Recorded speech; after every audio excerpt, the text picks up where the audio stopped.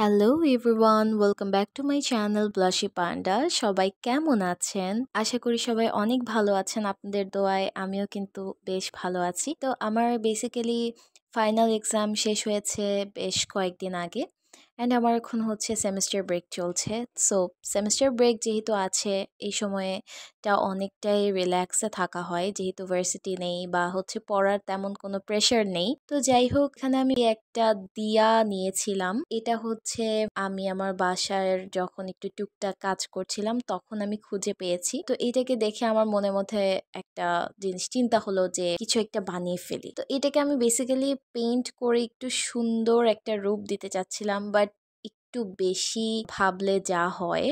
আসলে আমার মা একটা কথা বলে, বেশি শখের পিঠা কিন্তু কাঁচা থেকে যায়। তো এইটা আমার ক্ষেত্রে এমনটাই হয়েছে। প্রথম দিকে জিনিসটা অনেক ভালো লাগছিল যখন আমি এরকম ইয়েলো অ্যান্ড রেড কালারটা দিয়ে কালারটা করছিলাম। পরবর্তীতে আসলে আমার ডিজাইনটা তেমন একটা সুন্দর হয়নি।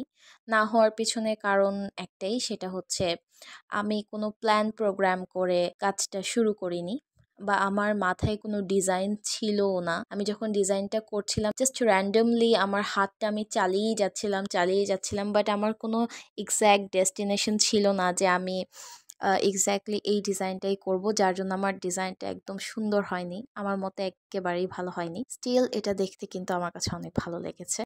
যাই হোক, এখান থেকে কিন্তু একটা জিনিস বোঝা যায় যে আপনি লাইফে যা কিছুই করেন না কেন, আপনার লাইফের একটা গোল থাকতে হবে, একটা প্ল্যানিং থাকতে হবে যে আপনি কোন কাজটার পর কোন কাজটা করবেন, স্টেপটা মেনটেন করতে হবে। লাইফ একটা সাইকেল, আমাদের যে লাইফ সাইকেলটা আছে সেটা ঘুরে ফিরে কিন্তু আমাদেরকে একেবারে আমাদের সেই ছোটবেলার সময়ে ফিরিয়ে নিয়ে যায়।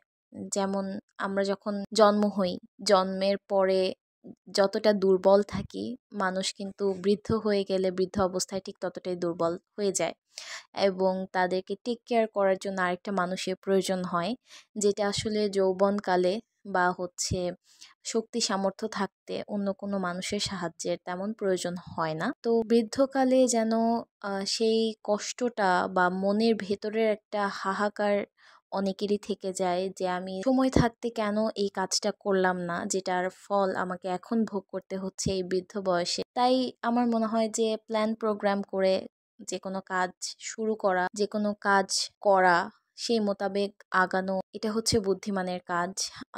যেটা আমি অনেক সময় ভুল করে ফেলি। আমার ক্ষেত্রে অনেক সময় হয় যে আমি প্ল্যানিং করে কোনো কাজ করি না, হঠাৎ করে মাথায় এসেছে আমি একটা কাজ করে ফেলেছি, পরবর্তীতে আমার কাছে মনে হয় যে না, এটা আমার হয়তোবা করা উচিত হয়নি। তো পরবর্তীতে আফসোস করার চাইতে আমার মনে হয় স্টেপ বাই স্টেপ কোন কাজটা করলে কেমন হবে, এটার রিয়াকশন কি হবে এবং এটার ফলাফলটা কেমন আসতে পারে, আউটকামটা কেমন আসতে পারে, সেইটা চিন্তা করে আমাদেরকে কিন্তু কাজে এগোনো উচিত, সেটা যে কোনো ক্ষেত্রেই হোক না কেন।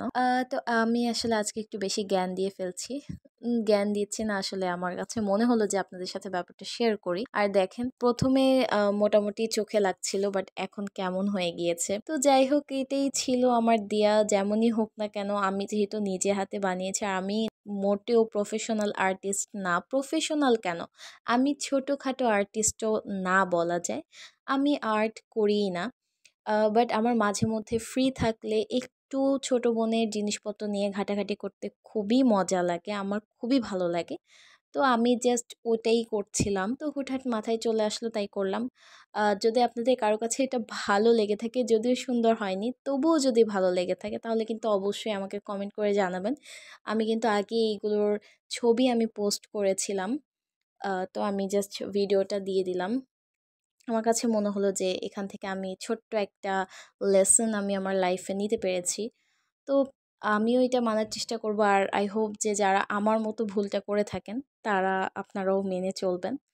তো ওকে, সবাই ভালো থাকবেন, সুস্থ থাকবেন। আল্লাহ হাফেজ।